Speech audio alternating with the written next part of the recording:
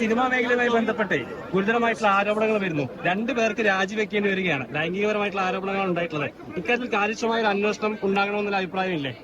അല്ല, തീർച്ചയായിട്ടും വേണം.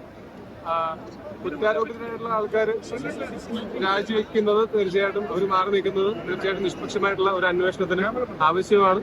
അതെന്തായാലും വേണം. കുറ്റം തെളിയിക്കപ്പെട്ടാൽ അതാരാണെങ്കിലും ശിക്ഷ അനുഭവിക്കണം. അത് നിയമമാണ്.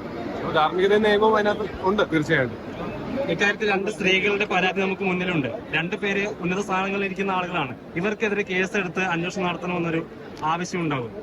നിങ്ങൾക്കുള്ള എല്ലാ ആവശ്യങ്ങളും എനിക്കുണ്ട്. അങ്ങനത്തെ കാര്യങ്ങളിൽ തീർച്ചയായിട്ടും തെറ്റ് ചെയ്തവർ ശിക്ഷിക്കപ്പെടുന്നു. തെറ്റ് ചെയ്തിട്ടില്ലെങ്കിലും ശിക്ഷിക്കപ്പെടുന്നുണ്ട്. വളരെ ബേസിക് ആയിട്ടുള്ള കാര്യമാണ്. ഈ കേരള കമ്മിറ്റി റിപ്പോർട്ടിന് ഒരുപാട് നടികളും അതോടൊപ്പം തന്നെ ഈ മേഖല റിപ്പോർട്ടിന്റെ സ്ത്രീകളും പരാതി നൽകിയിരുന്നു.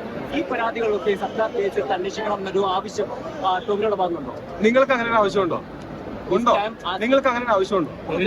നിങ്ങൾക്ക് അങ്ങനെ ഒരു ആവശ്യമുണ്ടോ? അങ്ങനെയാണെങ്കിൽ എനിക്കും ഉണ്ട്. അതിന്റെ ചോദിക്കേണ്ട കാര്യം എന്താണ്? ഇവിടെ തെറ്റ് ചെയ്ത ആൾക്കാർ ശിക്ഷിക്കപ്പെടണം. അത് പ്രത്യേകിച്ച് ഞാനാണോ തീരുമാനിക്കുന്നത്? നമുക്ക് എല്ലാവർക്കും ഒരേപോലെ ചിന്തിക്കുന്ന ആൾക്കാരല്ലേ നമ്മളെല്ലാവരും. ഈ റിപ്പോർട്ടുമായി ബന്ധപ്പെട്ട് വലിയ രീതിയിലുള്ള വിമർശനത്തിനകത്തൊരു മാറ്റം ഉണ്ടാകണമെന്ന് തോന്നുന്നില്ല. ഈ ഇൻഡസ്ട്രിക്കകത്ത് ഒരുപാട് രീതിയിലുള്ള, ഈ ഇൻഡസ്ട്രിക്കകത്ത് മാത്രമല്ല പുറത്തും ലോകത്തെ എല്ലായിടത്തും ജോലി സ്ഥലത്ത് എല്ലാവരും സുരക്ഷിതമായിരിക്കണം. അത് ഞാൻ പ്രത്യേകിച്ച് പറഞ്ഞിട്ട് വേണോ? എല്ലാവർക്കും അറിയുന്ന കാര്യമല്ലേ അത്? തീർച്ചയായിട്ടും വേണം.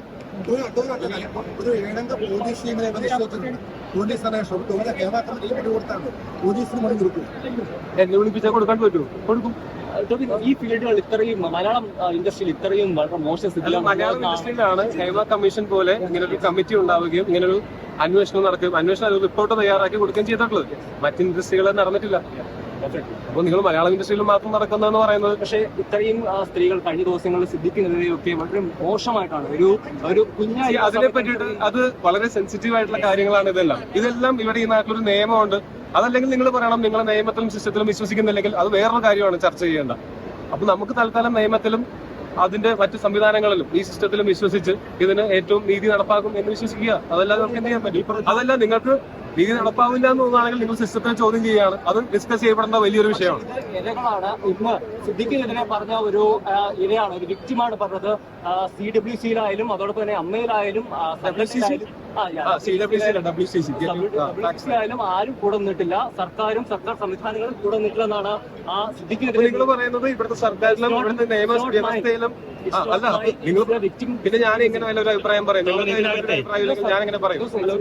പ്രധാനപ്പെട്ട ആളുകളെങ്കിലും കുറച്ച് ജാഗ്രത പുലർത്തേണ്ടതല്ലേ? ഇപ്പോൾ സിദ്ദിഖ് അടക്കമുള്ള ആളുകൾക്കെതിരെ ആരോപണം ഉന്നയിക്കുന്നു. സ്വാഭാവികമായും അത്തരത്തിലൊരു ആരോപണം വരുമ്പോൾ ഇത്തരം പ്രധാന പദവി ഇരിക്കുന്നത് മാറി നിൽക്കുന്നത് മാത്രമല്ല, അതിന് മുമ്പേ ഈ ആരോപണം വേറെ എന്ത് ചെയ്യണമെന്നാണ് നിങ്ങൾ പറയുന്നത്? ആൾക്കൂട്ടം വിചാരണ ചെയ്യണമെന്നാണോ? മാധ്യമ വിചാരണ ചെയ്യണമെന്നാണോ? അതിനല്ലേ ഇവിടെ നിയമവും ഗവൺമെന്റും സിസ്റ്റവും ഒക്കെ ഉള്ളത്. അത് അങ്ങനെ തന്നെ നടക്കണം. അത് നിങ്ങളെ ഇൻഡസ്ട്രിക്കകത്തെ വലിയ രീതിയിലൊരു മാറ്റം അനിവാര്യമാണ് തോന്നുന്നില്ല. കാരണം ഇത്ര രീതിയിലുള്ള മാറ്റം അനിവാര്യമാവേണ്ടത് നിങ്ങളുടെ TRPക്ക് വേണ്ടിയിട്ടല്ലാതെ ആത്മാർത്ഥമായിട്ട് ഇതിൽ ബുദ്ധിമുട്ട് അനുഭവിക്കുന്നവർക്ക് വേണ്ടി നിങ്ങൾ നിലകൊള്ളണം എന്നുള്ളത് മാത്രമാണ് ഇതിനകത്തുള്ള ഏറ്റവും പ്രധാനപ്പെട്ട മാറ്റം.